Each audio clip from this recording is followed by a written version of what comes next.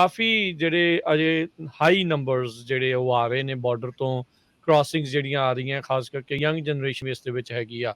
ਉਧਰ ਜਿਹੜਾ ਟਾਈਟਲ 42 ਖਤਮ ਕਰਨਾ ਸੀ ਇਹਨਾਂ ਨੇ 23 ਮਈ ਨੂੰ, ਉਹ ਇੱਕ ਕੋਰਟ ਨੇ ਉਹ ਖਤਮ ਕਰਨ ਦੇ ਉੱਤੇ ਜਿਹੜਾ ਰੋਕ ਲਾ ਦਿੱਤੀ ਹੈ, ਇੰਜੈਕਸ਼ਨ ਜਿਹੜਾ ਉਸ ਦੇ ਉੱਤੇ ਲੱਗ ਗਿਆ ਆ। ਹੁਣ ਕੀ ਸਿਚੁਏਸ਼ਨ ਹੋਊਗੀ ਜੀ ਬਾਰਡਰ ਦੇ ਉੱਤੇ, ਕੀ ਜਿਹੜਾ ਉਹ ਚੱਲੂਗਾ ਕੰਮ? ਸੋ ਪਹਿਲਾਂ ਤਾਂ ਜਿਹੜੇ ਹੁਣ ਸਾਡੇ ਨਾਲ ਜੁੜੇ ਆ, ਟਾਈਟਲ 42 ਕੀ ਸੀਗਾ ਕਿ ਜਿਹੜਾ center for disease control and prevention CDC ਜਿਹੜਾ ਹੈਗਾ, ਉਹਨੇ ਕੋਵਿਡ ਦੇ ਥੱਲੇ ਟਰੰਪ ਸਰਕਾਰ ਸੈਂਟਰ ਫॉर ਡਿਜ਼ੀਜ਼ ਕੰਟਰੋਲ ਨੇ ਦੱਸਿਆ ਸੀ ਕਿ ਪੈਂਡੇਮਿਕ ਚੱਲਦਾ ਪਿਆ। ਜਿਹੜੀ ਟਰੰਪ ਸਰਕਾਰ ਸੀਗੀ ਉਹ ਇਮੀਗ੍ਰੇਸ਼ਨ ਨੂੰ ਰੋਕਣ ਦੇ ਬਹਾਨੇ ਲੱਭਦੀ ਸੀਗੀ।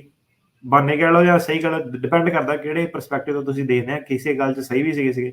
ਉਹਨਾਂ ਨੇ ਕੀ ਕੀਤਾ ਕਿ ਜਿਹੜਾ ਟਾਈਟਲ 42 ਹੈਗਾ, ਇਹਦੇ ਵਿੱਚ ਕੀ ਹੈ ਕਿ ਫੈਡਰਲ ਜਿਹੜੀ ਇਮੀਗ੍ਰੇਸ਼ਨ ਹੈ CBP, ਉਹਨੂੰ ਇਹ ਟਰੰਪ ਕਰ ਦਿੰਦਾ। ਮਤਲਬ ਕਿ ਜਿਹੜੇ ਹੈਲਥ ਕੰਸਰਨਸ ਦੇ ਰਿਲੇਟਿਡ ਤੁਸੀਂ ਜਿਹੜੇ ਆਪਣੇ ਬਾਰਡਰਾਂ ਨੂੰ ਸੀਲ ਕਰ ਸਕਦੇ ਆ। ਮਤਲਬ ਇਹਨੂੰ ਰਿਮੂਵਲ ਨਹੀਂ ਕਹਿੰਦੇ, ਇਹਨੂੰ ਕਹਿੰਦੇ ਐਕਸਪਲਸ਼ਨ।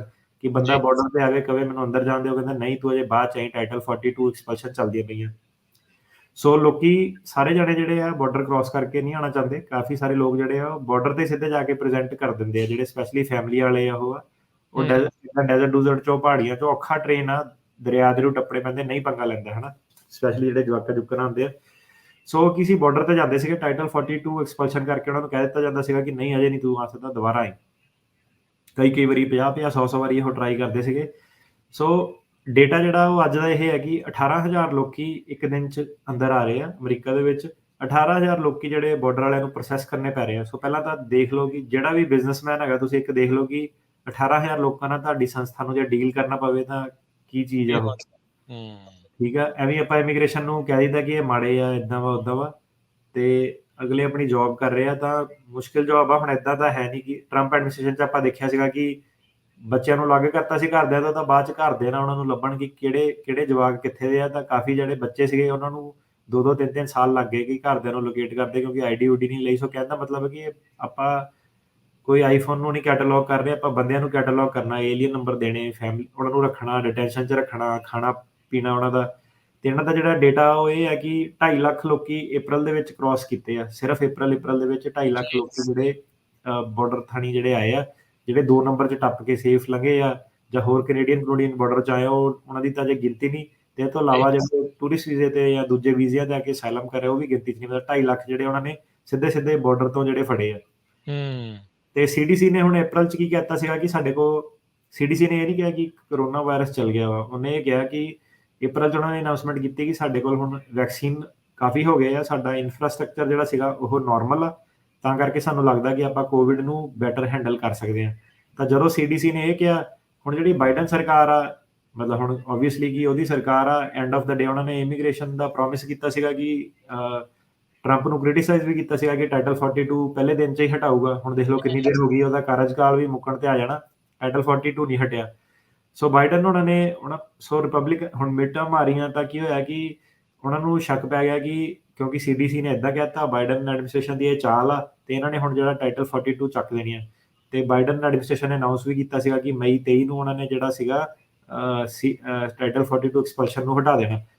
ਤੇ ਕੀ ਸੀਗਾ ਕਿ 24 ਸਟੇਟਸ ਜਿਹੜੀਆਂ ਸੀਗੀਆਂ ਅਮਰੀਕਾ ਦੀਆਂ ਕੰਜ਼ਰਵੇਟਿਵ ਜਿਹੜੀਆਂ, ਜਿੱਥੇ ਰਿਪਬਲਿਕਨ ਪੋਲਿਟਿਕਸ ਜ਼ਿਆਦਾ ਵਾ, ਐਰੀਜ਼ੋਨਾ ਮਤਲਬ ਲੀਡਿੰਗ ਸਟੇਟ ਸੀਗੀ, ਐਰੀਜ਼ੋਨਾ, ਲੁਈਜ਼ੀਆਨਾ ਤੇ ਮਿਜ਼ੂਰੀ। ਇਹਨਾਂ ਨੇ ਅਪ੍ਰੈਲ 3 ਨੂੰ ਜਦੋਂ CDC ਨੇ ਅਨਾਊਂਸਮੈਂਟ ਕੀਤੀ, 2 ਦਿਨ ਬਾਅਦ ਉੱਤੋਂ ਇਹਨਾਂ ਨੇ ਜਿਹੜਾ ਲੌਸੂਟ ਫਾਈਲ ਕਰਤਾ ਕਿ ਟਾਈਟਲ 42 ਕੰਟੀਨਿਊ ਹੋਣਾ ਚਾਹੀਦਾ। ਹਾਸੇ ਵਾਲੀ ਗੱਲ ਇਹ ਹੈ ਕਿ ਇੱਕ ਪਾਸੇ ਇਹ ਕਹਿੰਦੇ ਆ ਕਿ ਕੋਵਿਡ ਹੈ ਨਹੀਂਗਾ, ਇਹ ਝੂਠਾ, ਸਾਰੇ ਆਪਣੇ ਜਿਹੜੇ ਖੋਲ ਦੋ, ਮਾਸਕ ਮੂਸਕ ਮਾੜੇ ਚੀਜ਼ ਆ, ਲੋਕੀ ਆਣੇ ਜਾਣੇ ਚਾਹੀਦੇ ਆ। ਤੇ ਦੂਜੇ ਪਾਸੇ ਉਹੀ ਇਮੀਗ੍ਰੇਸ਼ਨ ਨੂੰ ਰੋਕਣ ਲਈ ਇਹ ਖੁਦ ਟਾਈਟਲ 42 ਦਾ ਸਹਾਰਾ ਲੈ ਰਹੇ ਆ। ਤੇ ਇਹਨਾਂ ਨੇ ਲੁਈਜ਼ੀਆਨਾ ਦੇ ਵਿੱਚ ਲੌਸੂਟ ਫਾਈਲ ਕੀਤਾ। ਉੱਥੇ ਜਿਹੜਾ ਲੁਈਜ਼ੀਆਨਾ ਦੇ ਜੱਜ ਨੇ, ਰੋਬਰਟ ਸਮਰਹੇਜ਼, ਇਹ US court of western district of Louisiana ਦੇ ਜੱਜ ਆ। ਇਹ ਟਰੰਪ ਅਪੁਆਇੰਟੀ ਸੀਗੇ, ਤੇ ਇਹਨੇ ਨੇਸ਼ਨ ਵਾਈਡ ਜਿਹੜੀ ਸੀਗੀ ਇੰਜੰਕਸ਼ਨ ਪਾਤੀ। ਇੰਜੰਕਸ਼ਨ ਇਹ ਹੁੰਦਾ ਕਿ ਇੰਜੰਕਸ਼ਨ ਦਾ ਮਤਲਬ ਇਹ ਹੁੰਦਾ ਕਿ ਜਦੋਂ ਕੋਰਟ ਨੇ ਇੰਜੰਕਸ਼ਨ ਪਾਤੀ, ਜਿਹੜੀ ਚੀਜ਼ ਆ ਉੱਥੇ ਦੀ ਉੱਥੇ ਰੁਕ ਜਾਣੀ, ਕੋਈ ਵੀ ਚੇਂਜ ਨਹੀਂ ਹੋ ਸਕਦੀ। ਉਹ ਕਹਿੰਦਾ ਕਿ ਇੰਜੰਕਸ਼ਨ ਲਾਤੀ ਆ ਮੈਂ, ਤੇ ਇਹ ਜਿਹੜਾ ਟਾਈਟਲ 42 ਆ ਇੱਦਾਂ ਹੀ ਚੱਲੂਗਾ। ਸੋ ਕਹਿੰਦਾ ਮਤਲਬ ਆ ਕਿ ਜਿਹੜਾ ਬਾਰਡਰ ਖੁੱਲ੍ਹਣਾ ਸੀਗਾ, ਉਹ ਫੇਰ ਬਾਰਡਰ ਅਜੇ ਬੰਦ ਦਾ ਬੰਦ ਪਿਆ, ਕਿਉਂਕਿ ਹੁਣ ਇੰਜੰਕਸ਼ਨ ਲੱਗ ਗਈ ਹੈ। ਤੇ ਇਹ ਕਾਫੀ ਲੰਬਾ ਚੌੜਾ ਡਿਸੀਜਨ ਸੀਗਾ, 47 ਪੇਜਾਂ ਦਾ। ਤੇ ਇਹਦੇ ਵਿੱਚ ਜੱਜ ਨੇ ਕਿਹਾ ਕਿ ਜੇ ਇਹ ਆਰਡਰ ਟਾਈਟਲ 42 ਆਪਾਂ ਲਿਫਟ ਕਰਤਾ, ਲੋਕਾਂ ਨੂੰ ਆਉਣ ਦਿੱਤਾ, ਤਾਂ ਕਾਫੀ ਜਿਹੜੀਆਂ ਸਟੇਟਸ ਆ ਉਹਨਾਂ ਨੂੰ ਕਾਫੀ ਜ਼ਿਆਦਾ ਨੁਕਸਾਨ ਹੋਊਗਾ, ਸਪੈਸ਼ਲੀ ਹੈਲਥ ਕੇਅਰ ਦੇ ਰਿਲੇਟਡ ਤੇ ਐਜੂਕੇਸ਼ਨ ਕਾਸਟ ਦੇ ਰਿਲੇਟਡ, ਕਿਉਂਕਿ ਜਿਹੜੇ ਮਾਈਗ੍ਰੈਂਟ ਆ ਕਾਫੀ ਜ਼ਿਆਦਾ ਗਿਣਤੀ 'ਚ ਆ ਰਹੇ ਆ ਤੇ ਸਟੇਟਸ ਦੇ ਕੋਲ ਇੱਦਾਂ ਦਾ ਇਨਫਰਾਸਟ੍ਰਕਚਰ ਨਹੀਂ ਹੈਗਾ। ਆਪਾਂ ਪਿਛਲੀ ਵਾਰੀ ਵੀ ਡਿਸਕਸ ਕੀਤਾ ਸੀਗਾ ਕਿ ਉਹ ਕਹਿੰਦੇ ਕਿ ਇਹ ਐਕਚੁਅਲੀ ਸੁਪਰੀਮ ਕੋਰਟ ਤੱਕ ਚੱਲ ਜਾਣਾ ਮੁੱਦਾ ਜਿਹੜਾ ਹੁਣ ਹੈਗਾ ਅੱਗੇ। ਜੀ ਪਿਛਲੀ ਵਾਰੀ ਵੀ ਆਪਾਂ ਕੇਸ ਡਿਸਕਸ ਕੀਤਾ ਸੀਗਾ ਕਿ ਉਹ ਕਹਿੰਦੇ ਕਿ ਪਹਿਲਾਂ ਸਾਨੂੰ ਸਿਰਫ ਸਪੈਨਿਸ਼ ਨੂੰ ਅਕੋਮੋਡੇਟ ਕਰਨਾ ਪੈਂਦਾ ਸੀਗਾ ਸਕੂਲ ਦੇ ਵਿੱਚ, ਹੁਣ ਜਿਹੜੇ ਇਮੀਗ੍ਰੈਂਟ ਆਏ ਆ ਉਹਨਾਂ ਦੇ ਜਵਾਕ ਹੋਰ ਵੀ ਲੈਂਗੁਏਜ ਬੋਲਦੇ ਆ, ਅਰਬਿਕ ਵੀ ਬੋਲਦੇ ਆ, ਪੰਜਾਬੀ ਵੀ ਬੋਲਦੇ ਆ, ਸਾਨੂੰ ਟਰਾਂਸਲੇਟਰ ਬੜੇ ਜ਼ਿਆਦਾ ਲਾਣੇ ਪੈਂਦੇ ਆ, ਸਾਡੇ ਕੋਲ ਇਹ ਹੈਂਡਲ ਨਹੀਂ ਹੋ ਰਿਹਾ। ਸੋ ਇਹ ਜਿਹੜਾ ਜੱਜ ਸੀਗਾ ਨੇ ਇਹੀ ਕਿਹਾ ਕਿ ਜਿਹੜੇ 42 ਐਕਸਪਲਸ਼ਨ ਆ ਉਹ ਸਿਰਫ ਹੈਲਥ ਦੇ ਰਿਲੇਟਡ ਨਹੀਂ, ਹੋਰ ਵੀ ਬਹੁਤ ਜਿਹੜੀਆਂ ਸਟੇਟਸ ਨੂੰ ਪ੍ਰੋਬਲਮ ਆ ਰਹੀਆਂ। ਤੇ ਜਿਹੜਾ ਜਸਟਿਸ ਡਿਪਾਰਟਮੈਂਟ ਆ, ਜਸਟਿਸ ਡਿਪਾਰਟਮੈਂਟ ਕੀ ਹੁੰਦਾ ਕਿ ਜਿਹੜੀ ਸਰਕਾਰ ਹੁੰਦੀ ਆ ਬਾਈਡਨ ਐਡਮਿਨਿਸਟ੍ਰੇਸ਼ਨ, ਹਰੇਕ ਸਰਕਾਰ ਨੇ ਆਪਣਾ ਜਸਟਿਸ ਡਿਪਾਰਟਮੈਂਟ ਨਿਯੁਕਤ ਕਰਨਾ ਹੁੰਦਾ। ਜਿਹੜਾ ਟਰੰਪ ਦਾ ਜਸਟਿਸ ਡਿਪਾਰਟਮੈਂਟ ਸੀਗਾ ਉਹ ਇਮੀਗ੍ਰੇਸ਼ਨ ਲੋਕਾਂ ਨੂੰ ਟੰਗਦਾ ਸੀਗਾ, ਤੇ ਉਹ 'ਚ ਤੁਹਾਡੇ ਜਿਹੜੇ ਇਮੀਗ੍ਰੇਸ਼ਨ ਲਾਇਰਸ ਹੈਗੇ ਜਾਂ ਜਿਹੜੀਆਂ ਨਾਨ ਪ੍ਰੋਫਿਟ ਆਰਗੇਨਾਈਜੇਸ਼ਨ ਹੈਗੀਆਂ ACLU ਵਗੈਰਾ, ਇਹ ਫਾਈਟ ਕਰਦੀ ਸੀ। ਮਤਲਬ ਫਾਈਟ ਜਿਹੜੀ ਸੀਗੀ ਨਾਨ ਪ੍ਰੋਫਿਟਸ ਤੇ ਆ ਜਾਂਦੀ ਸੀਗੀ, ਜਿਹਨਾਂ ਦੀ ਫੰਡਿੰਗ ਵੀ ਘੱਟ ਕਰ ਦਿੱਤੀ ਜਾਂਦੀ ਸੀਗੀ। ਤੇ ਹੁਣ ਬਾਈਡਨ ਦੇ ਕਾਰਜਕਾਲ 'ਚ ਕੀ ਆ ਕਿ ਜਿਹੜਾ ਜਸਟਿਸ ਡਿਪਾਰਟਮੈਂਟ ਆ ਉਹ ਫਾਈਟ ਕਰ ਰਿਹਾ ਇਹਨੂੰ ਕਿ ਨਹੀਂ, ਆਪਾਂ ਅਪੀਲ ਕਰਾਂਗੇ ਕਿ ਇਹ ਤੁਸੀਂ 42 ਐਕਸਪਲਸ਼ਨ ਜਿਹੜੀ ਹੈਗੀ ਆ ਇਹਨੂੰ ਹਟਾਓ, ਕਿ ਜਿਹੜੀ ਅਥਾਰਟੀ ਆ ਉਹ ਡਿਸਟ੍ਰਿਕਟ ਕੋਰਟ ਦੇ ਹੱਥ 'ਚ ਨਹੀਂ ਹੋਣੀ ਚਾਹੀਦੀ, ਉਹ CDC ਦੇ ਹੱਥ ਹੋਣੀ ਚਾਹੀਦੀ ਹੈ। ਜੇ CDC ਕਹਿ ਰਿਹਾ ਕਿ ਕੋਵਿਡ ਸਹੀ ਹੋ ਗਿਆ ਤੇ CDC ਨੂੰ ਅਥਾਰਟੀ ਆ, ਤੇ ਆਪਾਂ ਇਹਨੂੰ ਫਾਈਟ ਕਰਾਂਗੇ ਕਿ ਡਿਸਟ੍ਰਿਕਟ ਕੋਰਟ ਦੇ ਕੋਲ ਜਿਹੜੀ ਪਾਵਰ ਆ ਨਹੀਂ ਹੋਣੀ ਚਾਹੀਦੀ ਆ।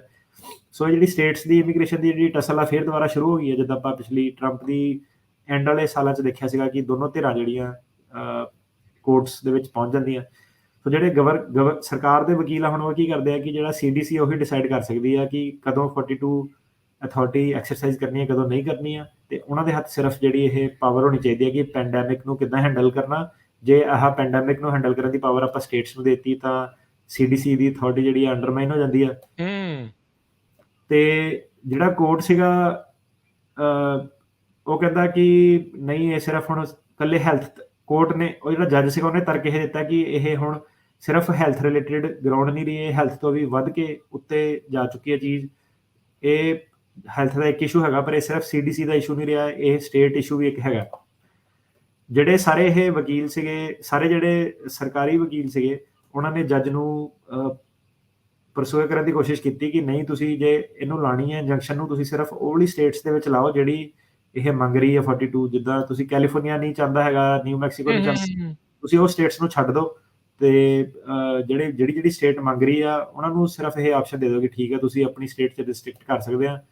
ਪਰ ਸਾਨੂੰ ਪਤਾ ਹੀ ਆ ਕਿ end of the day everything is political. ਉਹ ਜੱਜ ਕਹਿੰਦਾ ਕਿ ਨਹੀਂ, ਮੈਂ ਇਹ ਨੇਸ਼ਨ ਵਾਈਡ ਹੀ ਜਿਹੜੀ ਇੰਜੰਕਸ਼ਨ ਆ ਉਹ ਲਾਣੀ ਆ, ਤੇ ਜੱਜ ਨੇ ਨੇਸ਼ਨ ਵਾਈਡ ਇੰਜੰਕਸ਼ਨ ਲਾਈ ਆ, ਤੇ ਬਾਰਡਰ ਫਿਰ ਜਿਹੜਾ ਬੰਦ ਦਾ ਬੰਦ